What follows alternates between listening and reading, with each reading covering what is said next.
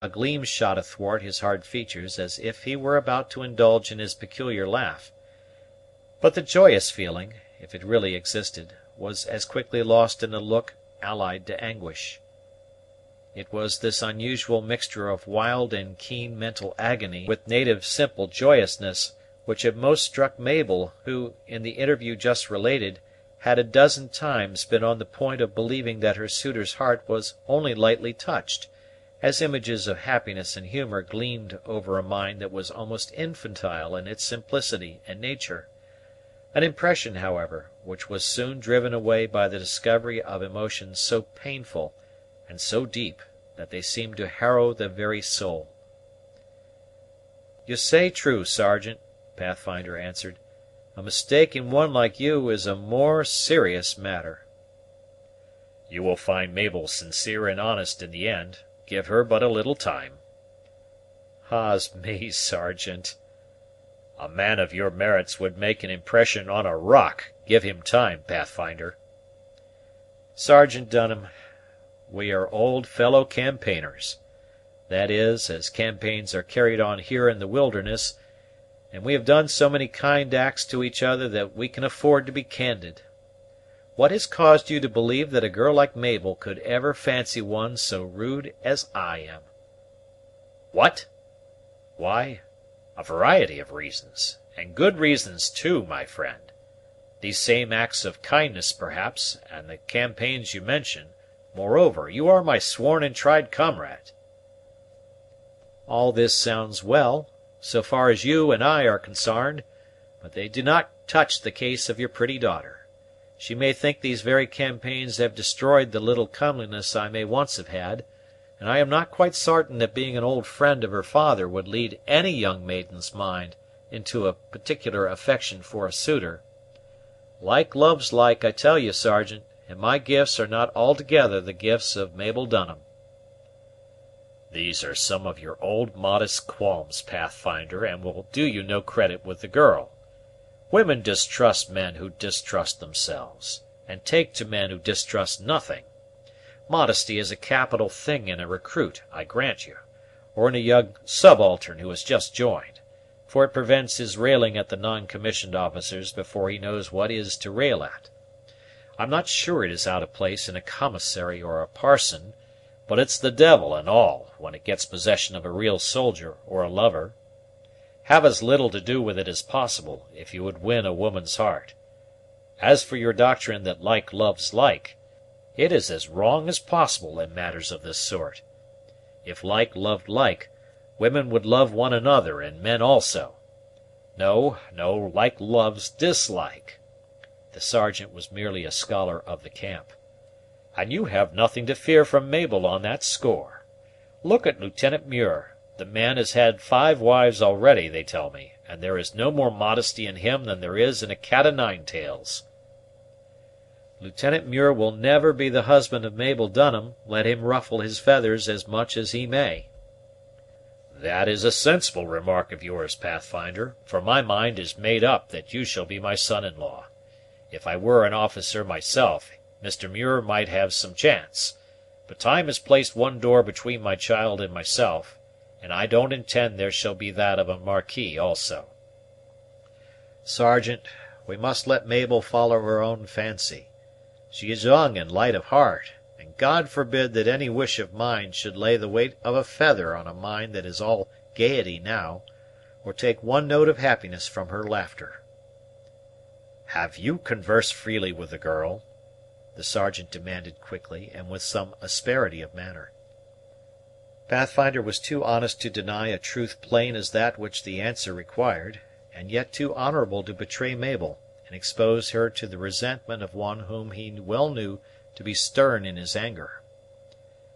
"We have laid open our minds," he said, "and though Mabel's is one that any man might love to look at, I find little there, Sergeant, to make me think any better of myself." "The girl has not dared to refuse you, to refuse her father's best friend." Pathfinder turned his face away to conceal the look of anguish that consciousness told him was passing athwart it, but he continued the discourse in his own quiet, manly tones. Mabel is too kind to refuse anything, or to utter harsh words to a dog. I have not put the question in a way to be downright refused, Sergeant." "And did you expect my daughter to jump into your arms before you asked her? She would not have been her mother's child had she done any such thing, nor do I think she would have been mine. The Dunhams like plain dealing as well as the King's Majesty, but they are no jumpers. Leave me to manage this matter for you, Pathfinder, and there shall be no unnecessary delay. I'll speak to Mabel myself this very evening, using your name as principal in the affair." I'd rather not, Sergeant. Leave the matter to Mabel and me, and I think we will all come right in the end.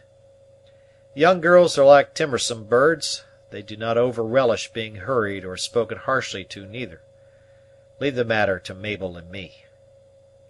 "On one condition I will, my friend, and that is that you will promise me, on the honor of a scout, that you will put the matter plainly to Mabel the first suitable opportunity, and no mincing of words." "I will ask her, Sergeant, on condition that you promise not to meddle in the affair. Yes, I will promise to ask Mabel whether she will marry me, even though she laugh in my face at my doing so, on that condition." Sergeant Dunham gave the desired promise very cheerfully, for he had completely wrought himself up into the belief that the man he had so much esteemed himself must be acceptable to his daughter. He had married a woman much younger than himself, and he saw no unfitness in the respective years of the intended couple. Mabel was educated so much above him, too, that he was not aware of the difference which actually existed between the parent and child in this respect. It followed that Sergeant Dunham was not altogether qualified to appreciate his daughter's tastes, or to form a very probable conjecture what would be the direction taken by those feelings which oftener depend on impulses and passion than on reason. Still, the worthy soldier was not so wrong in his estimate of the Pathfinder's chances as might at first appear. Knowing all the sterling qualities of the man, his truth, integrity of purpose, courage, self-devotion, disinterestedness, it was far from unreasonable to suppose that qualities like these would produce a deep impression on any female heart, and the father erred principally in fancying that the daughter might know, as it might be by intuition, what he himself had acquired by years of intercourse and adventure. As Pathfinder and his military friend descended the hill to the shore of the lake, the discourse did not flag. The latter continued to persuade the former that his diffidence alone prevented complete success with Mabel, and that he had only to persevere in order to prevail. Pathfinder was much too modest by nature, and had been too plainly, though so delicately, discouraged in the recent interview to believe all he heard. Still the father used so many arguments which seemed plausible, and it was so grateful to fancy that the daughter might yet be his, that the reader is not to be surprised when he is told that this unsophisticated being did not view Mabel's recent conduct in precisely the light in which he may be inclined to view it himself.